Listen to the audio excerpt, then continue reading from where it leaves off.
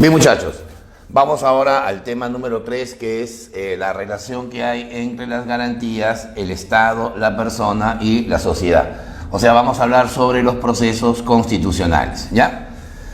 Hay bastante discusión acerca de la definición de procesos constitucionales, ¿no? Algunos dicen son 6, otros juristas ya de mayor jerarquía sostienen que son 7. Vamos a hacer una pequeña aclaración. Bueno, vamos primero al concepto.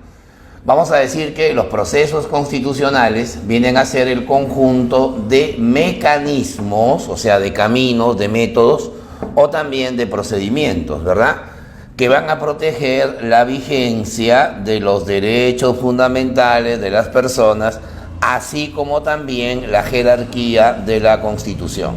Evidentemente, la Constitución se destaca como la norma jurídica de mayor jerarquía, la norma jurídica de mayor rango. Si ustedes consultan la pirámide jurídica, o como se llama técnicamente la pirámide kelseniana, van a encontrar pues que la Constitución siempre es la norma de jerarquía más alta. Solamente puede ser interpretada al mismo rango que los tratados internacionales en derechos humanos. Entonces, para que la Constitución mantenga su jerarquía, para que pueda subordinar a las demás normas y para que las personas puedan, ¿no?, hacer valer sus derechos, entonces tenemos un conjunto de procesos que justamente llamamos procesos constitucionales. ¿Está bien? Bueno, vamos a la polémica. ¿Cuántos son? Vamos a considerar inicialmente 6, ¿no? Mencionamos, a ver, el habeas corpus, que es el más mediático. Luego viene otro habeas, que se llama el habeas data. Luego viene la acción de amparo. Luego está la acción de cumplimiento. Luego viene la acción popular. Y por último, la acción de inconstitucionalidad. Ahora, ¿dónde está la polémica? Algunos autores, ya expertos pues en derecho constitucional, sostienen que hay una séptima, ¿no?, una séptima, digamos, etapa, que se conoce como la demanda de competencias, ¿no? Bueno, normalmente, vamos a explicar, entre los poderes del Estado, o sea, ejecutivo, legislativo y judicial, pueden haber a veces relaciones de interpretación errónea, ¿no? Por ejemplo, el presidente de la República puede disolver el Congreso. Entonces, lógicamente, los congresistas pueden oponerse a esa disolución. ¿A dónde van a acudir? Van a acudir al Tribunal Constitucional para que el tribunal pueda interpretar la Constitución, ¿no?, para ver si realmente el Congreso ha sido disuelto de manera adecuada. Eso se le conoce como la demanda de competencias, ¿no? O de repente un fallo que ha hecho la Corte Superior tiene que ser revisado por la Corte Suprema. Entonces se quiere saber si realmente que el fallo que dio la Corte Suprema es válido. Se va a acudir también al Tribunal Constitucional. Pero en la etapa procesal, en la etapa de lo que es derechos y jerarquías, vamos a considerar solamente las 6 garantías inicialmente mencionadas, ¿ya? Bueno, ¿cuáles son? Empezamos con el habeas corpus. Bueno, el término está en latín. Si lo traducimos significa traigan el cuerpo, ¿no? Imagínate decir traigan el cuerpo, suena muy relativo. Mejor decimos habeas corpus, que es la orden latín, ¿no?, para definir esta garantía. Decimos así: es una garantía de origen inglés, ¿ya? El habeas corpus viene del siglo XVII, 1679, que tiene como finalidad, ahí está su finalidad, evitar que una autoridad, que un funcionario o persona, con sus actos u omisiones, o sea, con lo que hace y con lo que no hace, pueda vulnerar todos aquellos derechos relacionados con la libertad individual. ¿Está bien? Es decir, si los derechos que han sido vulnerados se relacionan con la libertad individual, ahí va a proceder inmediatamente la acción del habeas corpus. ¿Cómo va a proceder? Para eso hay evidentemente un orden señalado en la Constitución. La primera instancia es el juez mixto, ¿no? El juez mixto en lo penal. Si el juez mixto en lo penal rechaza la demanda en primera instancia, entonces se tiene una demanda de apelación ante la Corte Superior. Si la Corte Superior rechaza el habeas corpus, entonces el afectado puede recurrir a la Corte Suprema a presentar una casación. Y si la Suprema, que es la instancia judicial máxima, rechaza el habeas corpus, se puede acudir al Tribunal Constitucional para presentar el recurso de queja. Y si el Tribunal Constitucional rechaza internamente esta garantía, queda todavía la acción de la Corte Interamericana de los Derechos Humanos, donde ésta se va a pronunciar y va a emitir un fallo de manera definitiva. ¿Está bien? Bueno, ¿cuáles son los derechos que va a proteger el habeas corpus? A ver, vamos a mencionar uno por uno, ¿ya? Primero, el derecho de no ser torturado y obviamente no ser secuestrado. Imagínate una persona que sea, digamos, tomada de rehén, obviamente contra su voluntad, se está hablando de un secuestro, pero no solamente es el secuestro que pueden cometer los delincuentes, también puede ser el seguimiento que pueden hacer autoridades del Estado. Por ejemplo, yo tengo mi casa y veo que hay 5 patrulleros que están rodeando mi hogar sin ningún motivo. O sea, significa que me pueden estar siguiendo, me pueden estar filmando, pueden estar chuponeando, como se dice en el argot popular, mis comunicaciones, y eso también se puede entender como una forma de secuestro, ¿no? La tortura, bueno, sería la violencia física, ¿no?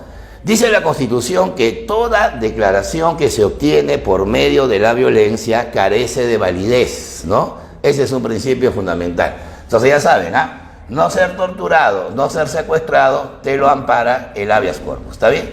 Transitar libremente por el territorio. Puedo irme a cualquier lugar del Perú, o también puedo salir del país, pero claro, siempre y cuando no tenga por ahí un impedimento procesal o judicial, ¿no? Para viajar al exterior debo sacar pues un pasaporte, el otro país me tiene que dar un permiso, o sea, una visa, ¿no? Salvo que haya libertad de circulación, eso ya es una cuestión de tratados, ¿no? Pero normalmente la idea está en que si una persona quiere viajar al exterior y hay impedimento de salida, ahí obviamente eso no es posible. Y eso no significa que voy a presentar un habeas corpus porque el juez está impidiendo que yo salga del país. O sea, no se puede interponer una acción judicial contra una sentencia previa del propio juez, ¿verdad? Ese es un principio básico. Bueno, tampoco podemos ser detenidos. Ojo a lo que voy a decir.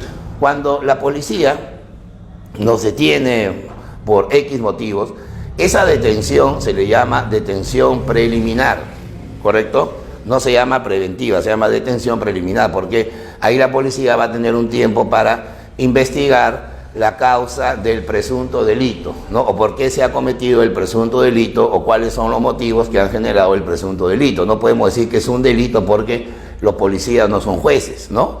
Los policías establecen una investigación preliminar, obviamente, de ahí pasa al Ministerio Público, o sea, a la Fiscalía, y luego la Fiscalía ya hace un informe para que los jueces inicien el proceso ya, digamos, oral, ¿no? El proceso, evidentemente, de juzgamiento, ¿no? Bueno, para que esté detenido se necesitan 2 cosas. Primero, que haya flagrancia, o sea, con las manos en la masa.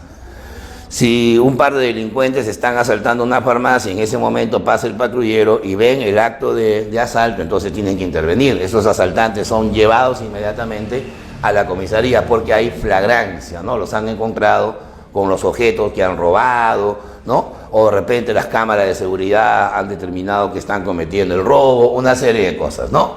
Y también si hay orden judicial, pero orden judicial significa que en ese momento yo no estoy cometiendo el delito.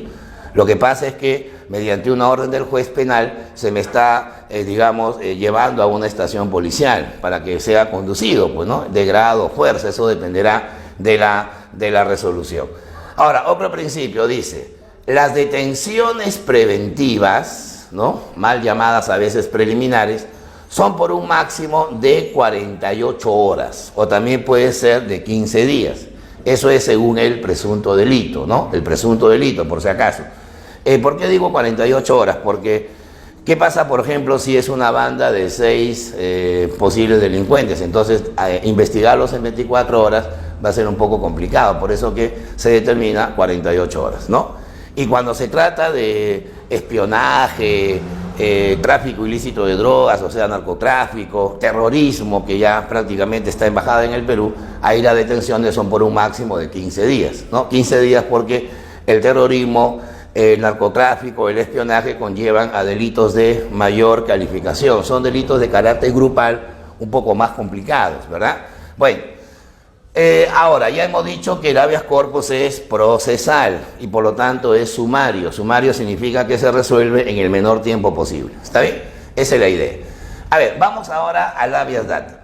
El habeas data es una garantía que tiene como finalidad, ahí está bien clarito, evitar que una persona, una autoridad o un funcionario, mira, parecido al habeas corpus, ¿no?, con sus actos u omisiones, vulnere los derechos referidos a la libertad, pero de información y el secreto de las comunicaciones.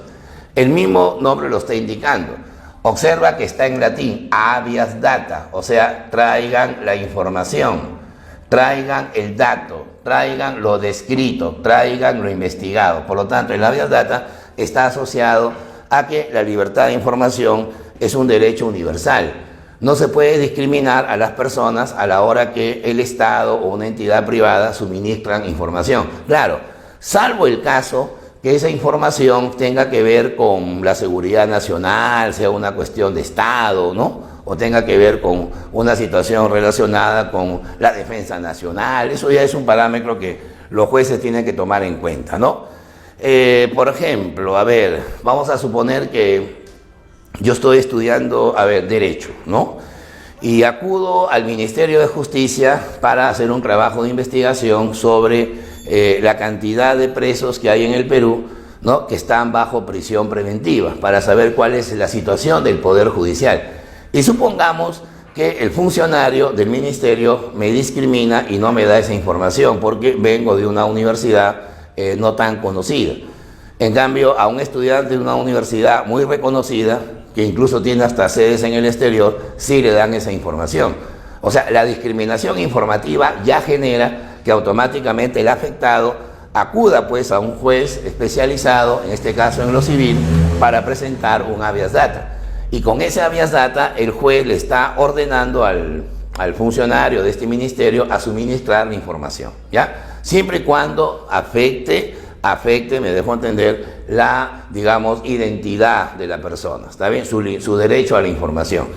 Y con respecto al secreto de las comunicaciones, ustedes habrán escuchado hablar, por ejemplo, del secreto bancario y el secreto tributario, ¿no? Secreto bancario significa que el ciudadano tiene derecho a que solamente él pueda conocer su información financiera, ¿no? O sea, cuánto ahorra, cuánto debe, su situación crediticia, solamente él la puede conocer. Ese es un derecho de carácter personalísimo, pero que está involucrado también con el habeas data. El secreto tributario es el derecho que tiene la persona natural o jurídica, o sea, el individuo o la empresa, para saber qué impuestos tiene que pagar, qué impuestos son los que debe, ¿no?, cuál es su situación tributaria.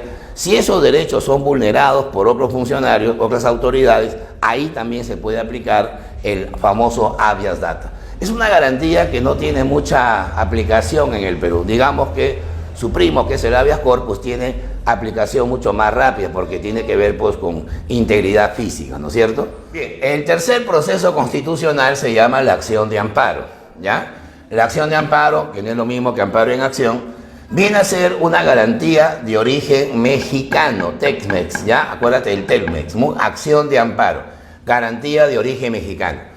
¿Qué tiene como finalidad? Escuchen bien esta parte: evitar que una autoridad, funcionario o persona, con sus actos u omisiones, o sea, con lo que hace y con lo que no hace, con lo que deja de realizar, vulnere todos aquellos derechos que tienen carácter patrimonial. O sea, la acción de amparo es una garantía que funciona muy similar al habeas corpus. La diferencia está en el ámbito de los derechos que van a proteger. Por ejemplo, el habeas corpus protegía la libertad de tránsito, la libertad de no ser secuestrado, no ser detenido injustificadamente, ¿no?, etcétera, etcétera. El amparo no. El amparo lo que busca es proteger los derechos patrimoniales. Ahora, muchos se preguntarán, ¿qué son derechos patrimoniales? Acá lo vamos a mencionar, ¿ya? A ver, por ejemplo, el derecho a la propiedad.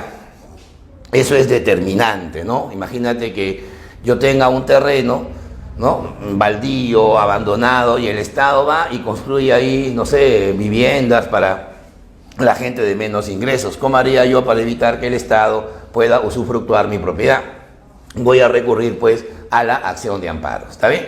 La acción de amparo busca proteger la propiedad, porque la propiedad es un valor material individualizado, ¿no? Y ese es un patrón pues que está dentro de los aspectos patrimoniales. ¿Está bien? Está el derecho a la herencia, ¿no? Derecho a heredar. Normalmente cuando uno habla de la sucesión de bienes, o sea, las partes hereditarias, debe establecer cuáles son las categorías en que la herencia se va a desarrollar. Por ejemplo, si una persona muere y no dejó testamento, ¿quiénes van a ser los herederos? Bueno, obviamente los hijos, ¿no? Si no hay hijos serían los nietos, o sea, los descendientes. A falta de ellos serían los padres. Pero si no hay padres serían los abuelos, que sería una posibilidad más remota. En caso no hayan abuelos, heredan el cónyuge, ¿no? Está en tercer lugar. Si no hay cónyuge, heredan los hermanos. Si no hay hermanos, heredan los tíos. Si no hay tíos, heredan los sobrinos. Si no hay sobrinos, heredan los primos. Si no hay primos, hereda el Estado. O sea, hay un orden definido por el Código Civil donde se define el derecho a la herencia. Si ese derecho es vulnerado, procede la acción de amparo. Imagínense que yo sea un hijo adoptado o un hijo extramatrimonial y el juez me excluye de la herencia, ¿no? Por el padre que ha fallecido, y por ser hijo extramatrimonial o adoptado no me quiere, ¿no? Incluir en la sentencia judicial. Ahí voy a protestar contra ese juez yendo a otro juzgado a presentar una acción de amparo. Me está vulnerando el derecho a heredar, ¿no? Va a estar también el derecho a la libre contratación. Tú puedes tener la libertad de decidir dónde trabajas, qué compras, qué adquieres, con quién contratas, pero claro, siempre y cuando te sometas a un orden legal, ¿no? Es como que yo sea congresista y mi empresa de alimentos abastece de alimentos al Congreso, entonces yo estaría vulnerando un reglamento principal. La libre contratación está dependiendo de parámetros ya predefinidos. Va a estar también el derecho a la nacionalidad, ¿no? La nacionalidad, bueno, es un derecho que tiene que ver con el Estado, ¿no? La nacionalidad es el vínculo que une a la persona con el Estado y que luego hará que esa persona se vuelva ciudadano, ¿no?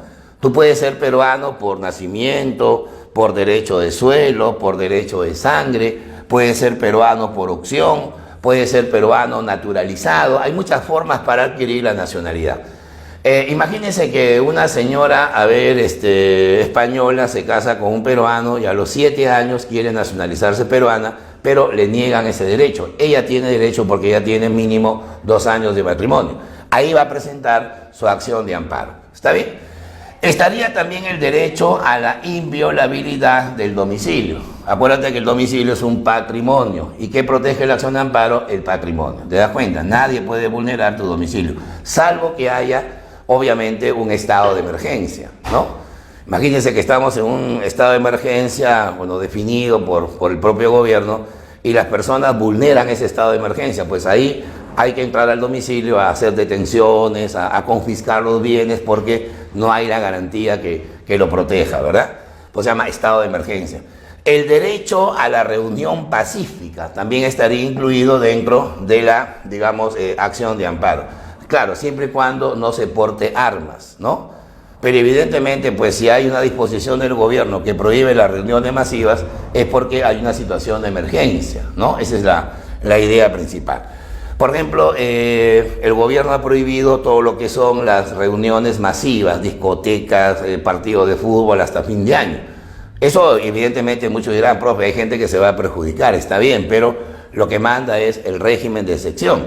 Justamente hoy estamos bajo un régimen de excepción y por eso las reuniones, por más pacíficas que sean, se prohíben, ¿verdad? Y eso no es vulnerar derechos porque está dentro de una excepción. O sea, se deja de lado la Constitución por ese tiempo, ¿no? Bueno, la acción de amparo procede ante un juez, un juzgado en lo civil, ¿ya? Mientras el habeas corpus iba a lo penal, el amparo va a lo civil. Y la duración está no definida, o sea, no se sabe cuánto tiempo puede demorar un juez en resolver la acción de amparo, ¿ya? Bueno, vamos ahora a la acción de cumplimiento, parecido al amparo, solo que es más una cuestión administrativa. Bueno, dice así, ¿no? Es una novedosa garantía, o sea, significa que para nuestro Estado, para nuestra Constitución es nueva, en el derecho peruano. Creada, ahí está, pues por la Constitución del año 93, o sea, con el Fujimorismo nace la acción de cumplimiento. con la finalidad de evitar que un funcionario o persona, o sea, una autoridad, un alcalde, un ministro, un viceministro, un regidor, cualquier autoridad o persona, se muestre renuente, o sea, se resista, no cumpla, pues se llama cumplimiento, ¿no? Renuente a cumplir una disposición administrativa o reglamentaria. ¿Está bien? Por ejemplo, a ver, vamos a suponer que el gobierno define que el Banco de la Nación debe trabajar de 7 de la mañana a 7 de la noche, por la gran cantidad de clientes que debe atender. Pero uno de los gerentes, ¿no?, de una de las agencias decide que no, o sea, que van a trabajar solamente de 9 de la mañana a 3 de la tarde. Eso significa que ese funcionario no está cumpliendo una resolución, no está cumpliendo un acto administrativo. Y por lo tanto, cualquier ciudadano o cualquier funcionario del propio gobierno podrá presentar una acción de cumplimiento, lo cual va a provocar que el juez obligue, entre comillas, a ese funcionario a acatar, no sea renuente, ¿no es cierto?, a la disposición administrativa. Esto se procesa también ante los jueces que ven el amparo, o sea, los jueces en lo civil, ¿ya? Luego viene la acción popular. Bueno, la acción popular y luego viene la acción de inconstitucionalidad. Ojo que esto es muy importante, ¿ya? Pero antes de definirla, vamos a concentrarnos un poquito en esta pirámide, ¿ya? En esta forma de jerarquías de las leyes en el país. A ver, vamos a resumirlo así. Hay 3 niveles de jerárquicos del Estado. Hay 3 niveles para la aplicación de las normas jurídicas. El primero es la Constitución, ¿ya? El segundo nivel van a ser las que tienen origen legal, ¿no? Y en tercer nivel, aquellos que se llaman normas reglamentarias, ¿no? Los reglamentos, los decretos, las resoluciones. Entonces, entre la Constitución y la ley, obviamente, ¿quién prevalece? La Constitución. Entre la ley y los reglamentos prevalece la ley. Entonces, la pregunta cantada sería, ¿y entre la Constitución y los reglamentos prevalece la Constitución? Entonces, eso hay que tomar en cuenta para definir estas 2 garantías, ¿ya? A ver, acción popular, dice, es una garantía que se interpone ante el Poder Judicial, ¿correcto? Ante el Poder Judicial. Puede ser la Corte Superior y luego se va a ser ratificada o rechazada por el más alto rango, que es la Corte Suprema, ¿ya? La puede presentar cualquier ciudadano o grupo de personas, por eso se llama acción popular, ¿ya? Garantía que se interpone ante el Poder Judicial para evitar que una norma reglamentaria, o sea, las que están en el tercer nivel, las de menor rango, o sea, puede ser un decreto supremo que da el presidente, una resolución suprema, una resolución ministerial, ¿no?, una resolución directoral, todas las normas que son netamente reglamentarias, vulneren, o sea, en este caso vayan contra el contenido, vayan en contra del espíritu o la letra de la ley o la propia Constitución. Es decir, mirando el grafiquito, si un reglamento de este tercer nivel vulnera el contenido del segundo nivel, que son las leyes, o el primer nivel, que es la Constitución, inmediatamente habrá que derogarla. ¿Y cómo la vamos a derogar? Mediante una sentencia que va a dar la Corte Suprema. Si la Corte Suprema acepta la acción popular, ese reglamento se deroga y por lo tanto prevalece la ley y la propia Constitución. Eso es para evitar que un subordinado, me dejo entender, tome decisiones por encima de aquellos que tienen una jerarquía muy superior. ¿Estamos? Y finalmente viene la acción de inconstitucionalidad. Bueno, vamos a definirla, ¿ya? Dice, procede cuando una norma, ojo a esto, una norma de jerarquía legal, o sea, del segundo nivel, olvídate del tercero, vulnera en su forma o en el fondo el contenido de la Constitución. Bueno, cuando se dice el contenido puede ser el contenido escrito o el contenido del mensaje, ¿no? O sea, la letra o el espíritu, ¿no? Y se interpone en única y definitiva instancia ante el Tribunal Constitucional. Señores, todas las garantías que hemos mencionado hasta ahora, las 5 primeras, iban al Poder Judicial. Esta sexta no. La única instancia y también definitiva es el Tribunal Constitucional. Vamos a hacer un ejemplo bien simple, a ver. A ver, artículo 140 de la Constitución, artículo 140 de la Carta Magna, dice que la pena de muerte solo se puede aplicar por traición a la patria en caso de guerra o por terrorismo. Eso tiene que ser respetado. Imagínate que mañana el Congreso aprueba un código penal, cambia el código penal, que es una norma inferior que la Constitución, y el código penal define pena de muerte para los sicarios o para los violadores. Eso significa que la ley estaría contraviniendo lo que dice la Constitución. La Constitución no dice que hay pena de muerte para sicarios y violadores, pero la ley dice que sí. Entonces, ¿a quién le hacemos caso? Obviamente a la Constitución. Por eso la Constitución tiene que prevalecer. Y para evitar que la ley la vulnere, entonces tenemos la acción de inconstitucionalidad. Si el tribunal declara que la ley es inconstitucional, pues inmediatamente publica su sentencia en el peruano y la ley queda derogada absolutamente, ¿ya? Ese es el principio determinante. Ahora, profe, ¿qué pasa si el tribunal declara que la ley es constitucional? Entonces, obvio, la ley sigue vigente. Eso ya dependerá de lo que decide el tribunal. El tribunal está integrado por 7 representantes, ¿no? Elegidos por el Congreso. Son 7 tribunos, ¿no? Para que una norma sea rechazada, la sentencia debe ser siempre como mínimo 5-2, ¿ya? Si es 5-2, 6-1, 7-0, parece goleada, entonces la norma se deroga automáticamente, ¿ya? Tiene sedes tanto en Lima, donde se reúnen los tribunos, pero también lo pueden hacer en la ciudad de Arequipa, ¿ya? Ahora, ¿quiénes pueden presentar esta acción? Porque muchos dirán, profe, ¿se parece a la acción popular? Sí, pues, pero la acción popular solamente la puede presentar cualquier persona. La acción de inconstitucionalidad no, porque esta garantía solamente se le atribuye al presidente, a los congresistas, deben ser un mínimo de 33 congresistas, se le atribuye al defensor del pueblo, se le atribuye a la Corte Suprema, se le atribuye al fiscal de la nación, a los alcaldes provinciales, a los gobernadores regionales, y además deben ser 5.000 ciudadanos como mínimo que acudan al tribunal a presentar este proceso, esta garantía.